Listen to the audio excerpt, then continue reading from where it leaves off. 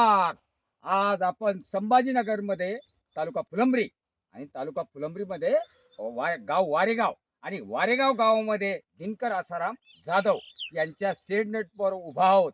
आणि शेडनेटवर उभा असताना आपण प्रत्यक्ष पीक बघत आहोत. आणि 2021-22ला त्यांनी शेडनेट घेऊन आज कसं त्यांच्याकडून आपण नानाजी देशमुख संजीवनी प्रकल्पाअंतर्गत कसं जीवन त्यांचं सुखी झालं त्याची जरा महती जाणून घेऊ. नमस्कार भाऊ. नमस्कार. आज आम्हाला जरा तुम्ही तुमच्या शेडनेटवर तुम्ही दिनकर आसारामचे जाधव यांचे चिरंजीव आहात आणि वडील हे जे आता वयोवृद्ध झाल्यामुळे शेतात येऊ शकत नाही, पूर्ण कारभार तुमच्या हातात आहे. तुम्ही जरा आम्हाला शेडनेटची जरा ही इथली महती समजून सांगा. सन 2021-22 मध्ये पाऊसमान कमी असल्यामुळं आणि आजूबाजूला नानाजी देशमुख कृषी संजीवनी योजना जी चालू होती त्यामध्ये असं लक्षात आलं का शेडनेट हाऊस भेटतं आणि त्याच्यात कमी पाणी लागतं व उत्पादन जास्त निघतं. त्या अनुषंगाने आम्ही 21-22 मध्ये शेडनेट हाऊसची निर्मिती केली. पहिल्या वर्षी आम्ही शिमला घेतली, त्यामध्ये सरासरी माहिती कमी असल्यामुळे थोडं सारखं म्हणजे जितका खर्च झाला त्यापेक्षा थोडं बरं उत्पादन निघलं, इतके जास्त नाही निघलं. पण त्याच्यानंतर आम्ही ते प्रशिक्षण घ्यायला तळेगाव दाभडीला गेलो आणि तिथून प्रशिक्षण घेऊन आल्यानंतर आम्ही पहिल्या वर्षी शिमला केल्यानंतर काकडी केली. तर काकडीमध्ये आम्हाला जवळपास 250 क्विंटल माल निघला आणि भाव जागेवर 20, 21, 22 रुपये भेटला. तर 5-1 लाख रुपये त्याचे झाले. 1.25 लाख रुपये आपल्याला खर्च आला. 250 क्विंटल निघल्यानंतर 2100 रुपये भाव म्हणल्यावर आणि इतकं उत्पादन जास्त निघलं. आता बी बघा त्याच जातीची काकडी लावलेली आहे. हिरवी काकडी हैदराबाद तिकडे जाती आणि त्याच्यामुळं आम्ही काकडी सोपं पीक आहे, जास्त खर्चिक नाही. आणि मध्ये जे ते काकडीचं एक लॉट झाल्यानंतर आम्ही कांदा बिजोई म्हणजे जे रोपवाटिका तयार करता, सुंदर बेड तयार करून त्याच्या रोपवाटिका इतकं सुंदर रोप आलं शेडनेटमध्ये, त्याला काही किडीचा त्याचा प्रादुर्भाव नाही झाला, कमी होतो मध्ये असला. सुरक्षित शेती समजा अवकाळी पाऊस आला, जास्त वारा आला तर याच्यात ती मदत होती. त्याच्यामुळे ते चांगलं राहिल्यामुळे ते चांगलं भावाला विकता आलं. आम्ही स्वतः लावले तर आमचे कांदा उत्पादन जास्त झालं.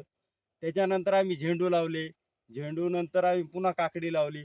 असे 7 पिकं घेतली मी याच्यात 3-3.5 वर्षात आणि उत्पादन खूप छान निघाल्यामुळे मी जोडधंदा गाई घेतल्या या शेडनेटवर. गाय एक गाडी घेतली मोटरसायकल आणि विहिरीचं काम केलं, आणखीन खोलीकरण केलं. तर माझं जीवनमान खूप सुधारलंय. मी सुशिक्षित बेरोजगार होतो. पण इथं मला काम मिळाल्यामुळं शेडनेटमध्ये मला आता नोकरीच पाहिजे असं काही नाही आहे. शेतीत जर कष्ट आणि जीव लावून काम केलं तर माणसाला यश मिळू शकतं. आणि हे कृषी संजीवनी नानासाहेब कृषी संजीवनी योजनेचं महत्त्व आहे. त्याच्यामुळं हे ग्रामीण भाग संपन्न होत आहे. बस एवढं बोलून 2 शब्द संपवतो. धन्यवाद. आपण एक चांगली मुलाखत दिली. आज पीक डोलतंय. आज चौकडे बघा कसं पीक डोलतंय आज काकडीचं. पुढच्या याला ते एकदम बढिया काकडी आली तेही दाखवा. आणि एकदम चांगली काकडी डोलते आणि एकदम बढिया काम चालू आहे. आणि नानाजी देशमुख कृषी संजीवनी प्रकल्पांतर्गत 7वे पीक आणि 7व्या पिकामध्ये काकडी उत्पादन एकदम सुंदर. आज रखरखत्या उन्हामध्ये काकडीची ग्राहकाला गरज आहे आणि ग्राहकापर्यंत अशी काकडी जाती. साधारण 20 रुपये प्रति किलो, 10 रुपये, 15 रुपये प्रति किलो काकडी जरी गेली जागेवर तरी शेतकऱ्याला हे परवडेबल काम आहे. नानाजी देशमुख कृषी संजीवनी प्रकल्पांतर्गत हा कार्यक्रम चालू आहे आणि आज प्रत्यक्ष आपण बघत आहोत. आणि आज हा एकदम चांगला कार्यक्रम आता घेतोय आपण. बोर्डावर जाऊ आपण आता. आणि बोर्डावर गेल्यानंतर आपण शेडनेट ग्रह बघत आहात. आणि शेडनेट ग्रह बघत असताना साधारण हे बेड आहे आणि बेडवर ही लागवड केलेली आहे. आणि गांडूळ खताचा सुद्धा इथं मोठ्या प्रमाणात वापर होतो.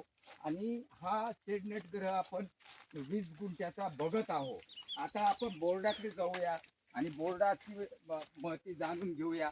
बोर्ड नानाजी देशमुख कृषी संजीवनी प्रकल्पांतर्गत शेडनेट हाऊस लाभार्थ्याचं नाव दिनकर आसाराम जाधव, गाव वारेगाव, तालुका फुलंब्री, जिल्हा औरंगाबाद, गट नंबर 413, सन 2021-22ला 40x52 असं हे 2080 चौरस मीटर क्षेत्र आहे. तालुका कृषी अधिकारी फुलंब्री आहे, उपविभागीय कृषी अधिकारी औरंगाबाद आहे. धन्यवाद.